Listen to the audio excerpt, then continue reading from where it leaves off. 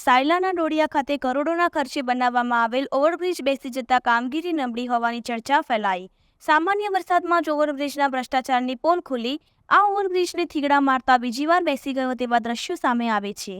કરોડો રૂપિયાનો ઓવરબ્રિજ તૈયાર થયો છે, તેને હજી લગભગ 1 મહિનો પણ પૂરો થયો નથી, ત્યાં ઓવરબ્રિજના અમુક ભાગો બેસી જતા વાહન ચાલકોમાં ભારે રોષ જોવા મળ્યો। સુરેન્દ્રનગર જિલ્લામાં સાયલા ચોટીલા નેશનલ હાઈવે પર ડોડિયા બાઉન્ડ્રીથી ડોડિયા ગામ સુધીનો લાંબો ઓવરબ્રિજ બનાવવામાં આવ્યો છે।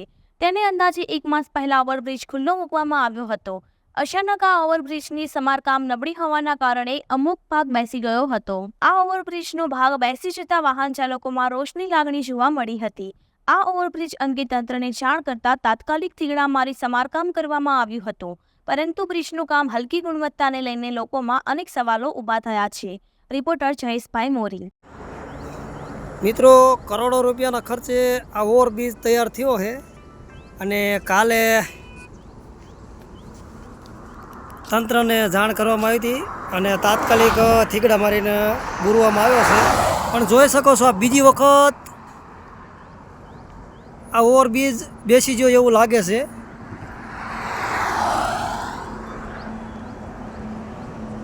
સાયલા ચોટીલા હાઈવે ડોળિયા